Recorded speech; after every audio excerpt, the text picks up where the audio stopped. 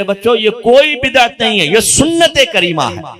हाँ, एक पहलू हो सकता है कि जिस हयात कज़ाइया के साथ हम मना रहे हैं इसको आप कह सकते हैं कि जी एक नया तरीका है, जुलूस निकालना, झंडियां लगाना, लाइटिंग करना, खास इज्तिमाआत के इनेकाद करना, ये कुछ नई चीजें जरूर है और हर नई चीज को बिदअत कहा जाता है।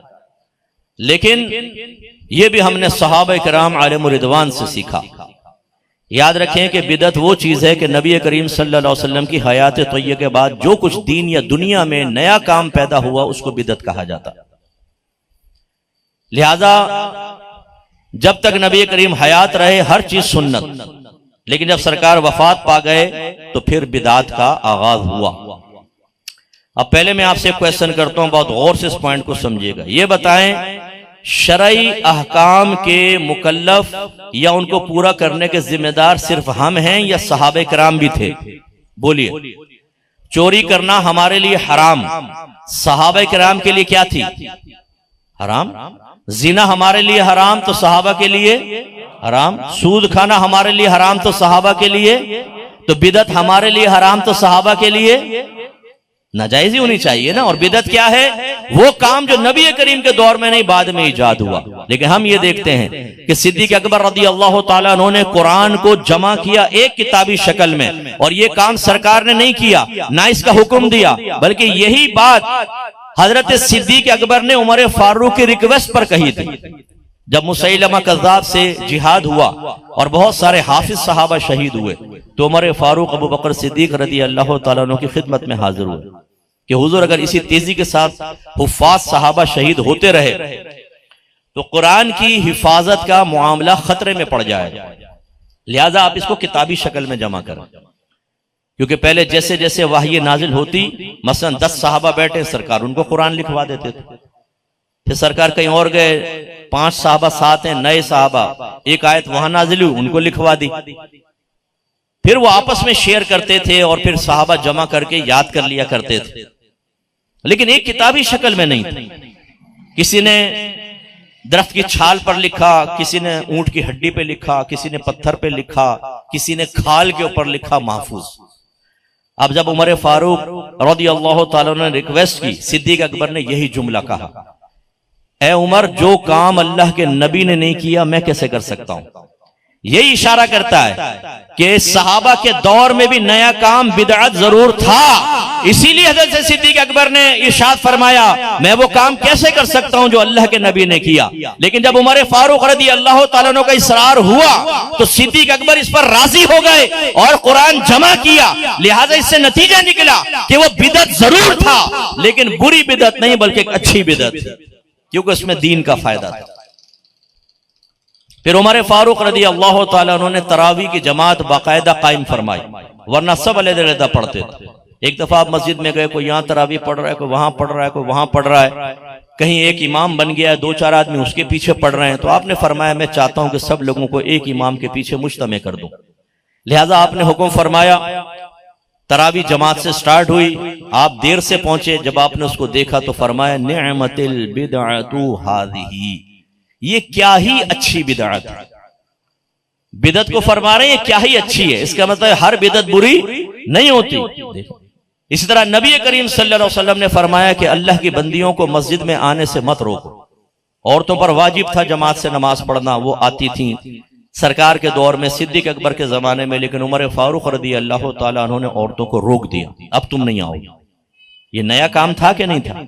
जिस काम को नबी कर रहे हैं उस काम को मना कर दिया, नहीं कर दिया? ये बिदअत थी, ये नया काम था। औरतें गई सईदा आयशा सिद्दीका, आलिमा, तय्यबा, ताहिरा, मुज्तहिदा, मुफ्तिया के पास। हमारी वालिदा बहुत साहिबा इल्म थी, और उनसे जाकर कहा कि देखिए उमर फारूक ने हमें मस्जिदों में आने से रोक दिया। मेरी वालिदा ने फरमाया, अगर मेरे सरकार, मेरे सरताज आज दुनिया में जाहिरी तौर पे जलवा अफरोज होते और जिस तरह औरतें जीनत करके घर से बाहर निकल रही हैं आप मुलायजा कर लेते तो आप भी औरतों को मस्जिद में आने से रोक देते। गोया कि आपने फरमाया, बज़ाहिर ये नबी करीम की कौल की तुम्हें मुखालफत नजर आ रही है, लेकिन हकीकतन मिजाज रसूल की मुआफ़क़त है। मेरे नबी होते तो यही करते। इसका मतलब है हर नया काम बुरा नहीं होता। जुमे की कितनी अजानें होती हैं? बोले। नबी करीम के दौर में कितनी थी? एक। सिद्दीक अकबर के दौर में एक। उमर फारूक के दौर में सिर्फ एक। कौन सी? जो खुतबे से थोड़ी देर पहले होती, बस एक अजान। इज़ा नूदिया लिस्सलाति मिन यौमिल जुमअति फस्अउ इला ज़िक्रिल्लाह वज़रुल बैअ।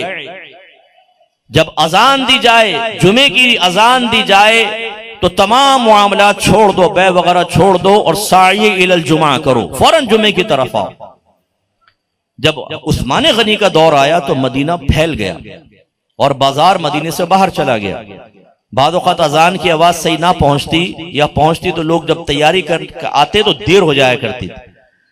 तो ज़ौरा का एक मकाम था मदीने के बाहर, जहां उस्मान गनी ने एक मौज़िन मुकर्रर किया कि पहली एक अजान दी जाए ताकि लोग होशियार होकर आए, फिर दूसरी अजान के फौरन बाद खुतबा और जुमा हो जाए, देर से ना पहुंचे।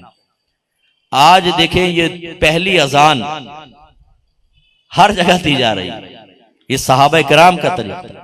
इसका मतलब है कि जब ये कहा जाता है कुल्लु बिदअतिन दलाला व कुल्लु दलालतिन फिन्नार, हर बिदअत गुमराही है, हर गुमराही जहन्नम में ले जाने वाली है। इससे मुराद वो बिदअत है जो कुरान और हदीस के खिलाफ, जिसको बिदअत सय्यिअह कहते हैं।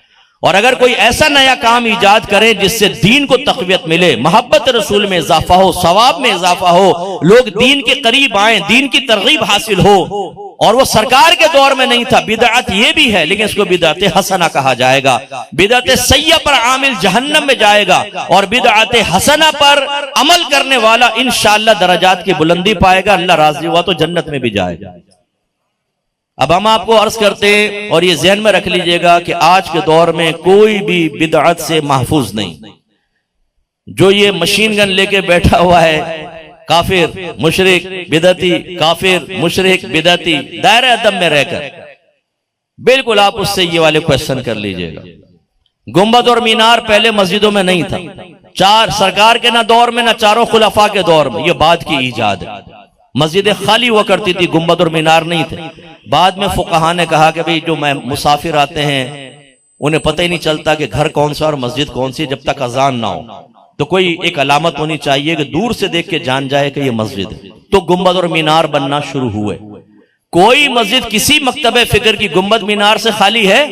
जाके पूछते क्यों नहीं कि ये गुंबद और मीनार तो ना अल्लाह के नबी ने बनाए, ना इसका हुक्म दिया, ना सहाबा ने बनाए, ना हुक्म दिया, आप ये बिदअत क्यों कर रहे हैं? और इस बिदअत का ताल्लुक ऐन दीन से है, कोई दुनिया से भी नहीं है। तो हम मिलाद बना के जहन्नमी हो जाएं और आप गुंबद और मीनार बना के कतई जन्नती हो जाएं, वजह फर्क हमें बता दो, वजह फर्क बताइए।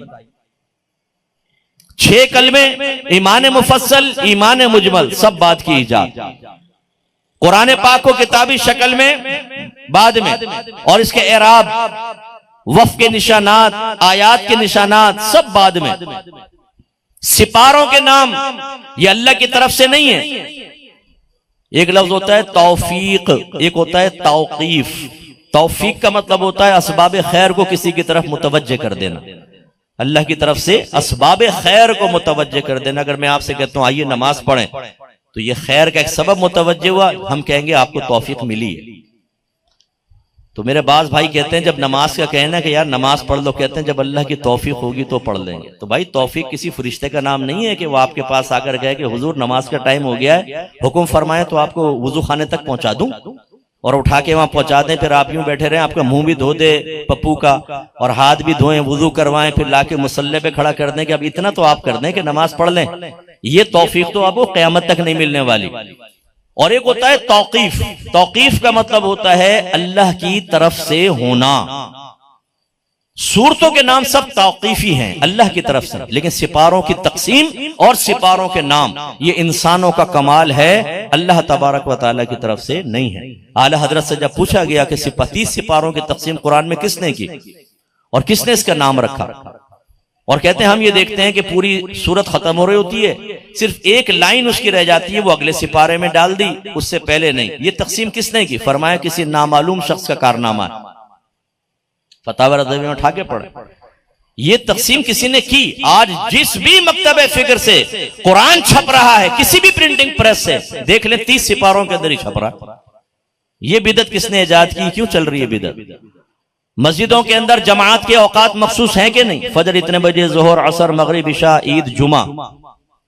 कभी ऐसा देखा है कि कभी 1:30 बजे हो गई, कभी 2:30 बजे हो गई मसलन जोहर, कभी 3:30, कभी एकदम 12:15 करके देखें जरा, लोग मारेंगे पकड़ के। तो हर मस्जिद में जमात के औकात मखसूस कर दिए गए। पूछे किसने किए थे? अल्लाह के नबी ने, सहाबे किराम ने? नहीं। तो तुमने ये बिदअत क्यों इजाद की? जवाब होगा यार लोगों की सहूलत और आसानी के लिए, आगे पीछे कर देंगे बेचारे लोग, कोई जमात में पहुंच पाएगा, कोई नहीं पहुंच पाएगा, इसलिए। इसका मतलब है कि आपकी अकल ने काम किया तो एक अकली दलील पर के लोगों के लिए आसानी हो जाएगी। ना कुरान की दलील, ना हदीस की दलील, एक अकली दलील पर नमाज के औकात आप तय कर लें, जमात के औकात, ये बिदअत ना हो, ऐन सुन्नत के मुआफिक हो जाए और आपके लिए बाइस नजात भी बन जाए। और मिलाद मुस्तफा के लिए अगर हम 10 दिन मुकर्रर कर लें, 12 दिन मुकर्रर कर लें, तो ये बिदअत हो जाए और ये तखसीस करना हमारे लिए काबिल गिरफ्त हो जाए। वजह फर्क बताइए। आपने सुना है बाज लोग कहते हैं मुफ्ती आजम पाकिस्तान फुला। कभी आपने नबी करीम के साथ सुना मुफ्ती मोहम्मद, मुफ्ती अबू बकर, मुफ्ती अली, मुफ्ती उस्मान, मुफ्ती उमर, मुफ्ती अबू हुरैरा, मुफ्ती जैद बिन साबित? सुना आपने? ये शेखुल हदीस, शेखुल तफसीर, ये जितने अलकाबात हैं सब के सब बिदअत हैं, बाद में इजाद है। बुखारी, मुस्लिम, तिरमिज़ी, नसाई, अबू दाऊद, इब्ने माजा, जो आपसे ये कहता है कि मुझे बुखारी में मिलाद दिखा दो मैं मान लूंगा, ये दावा भी, ये मुतालबा भी एक बहुत बड़ा बिदअत है। क्या किसी सहाबी ने, नबी करीम ने हुक्म फरमाया था कि बुखारी में मिले तो मान लेना वरना नहीं? नहीं ना। तो फिर तुम्हारा ये मुतालबा भी तो बिदअत हुआ। इस पर क्यों नहीं गिरफ्त होगी ये बताओ। और फिर चलो हम कहते हैं मान लेते हैं, क्योंकि हम तो बिदअत हसना को मान लेते हैं ना। चलो मान लिया, तुम ये कहते हो बुखारी में दिखा दो कि अगर मिलाद सराहतन कहीं लिखा हो कि मिलाद मनाओ, हम मना लेंगे। मैं दायरे अदब में रह के कहता हूं, पहले क्वेश्चन करता हूं, इसका मतलब है बुखारी आपके नजदीक इतनी वैलिड है कि इसमें लिखा होगा तो मान लोगे वरना नहीं? यस। अब मैं आपसे मुतालबा करता हूं, आप बुखारी में ये दिखा दें कि इमाम बुखारी ने फरमाया हो कि मेरी बुखारी में हो तो मानना वरना ना मानना, ये दिखा दो, मैं आपका मुरीद हो जाता हूं। इमाम बुखारी ने तो ये मयारी मुकर्रर नहीं किया, आपने कहां से कर लिया? ये मुतालबा भी बिदअत। फिर बुखारी, मुस्लिम, तिरमिज़ी, नसाई, अबू दाऊद, इब्ने माजा, हाकिम के मुस्तदरक, दारमी, दाराकुतनी और बहुत सारी, बाहकी, दाराकुतनी की बाहकी, बहुत सारी किताबें मारिज़ वजूद में आई। ये सब बिदअत है, क्योंकि सहाबे कराम ने इस तरीके से उन्वानात कायम करके, अबवाब कायम करके कभी भी हदीसें जमा नहीं, सब की सब बिदअत है। जहां से आप हदीसें लेते हो ना, ये सब बिदअत है। लेकिन क्या है बिदअत हसना? हम तो कहते हैं बिदअत हसना। तो खुलासा कलाम ये कि मेरे बच्चों, ईद मिलादुन नबी बिल्कुल सुन्नत है। ये सहाबा कराम की भी सुन्नत है कि उन्होंने नबी करीम की इज़हार खुशी फरमाया। हाँ, जिस तरह हम इन मुख्तलिफ तरीके इख्तियार कर रहे हैं, ये सरकार ने इख्तियार नहीं किए, सहाबा ने नहीं किए, लेकिन जब इज़हार खुशी का हुक्म और उसकी इजाजत कुरान से मिल गई तो ये सुन्नत के मुताबिक, और इसके तरीके जो हैं उन्हें ज्यादा से ज्यादा बिदअत हसना कह सकते हैं। और मैंने इतनी मिसालें दी, जब वो सब जायज तो इसमें हराम का क्या पहलू निकलेगा? इसलिए पॉजिटिव डिबेट का असल में दौर खत्म हो गया। अब मुनाजरा होता है ना, तो वो मुजादला है, मुनाजरा नहीं है, झगड़ा।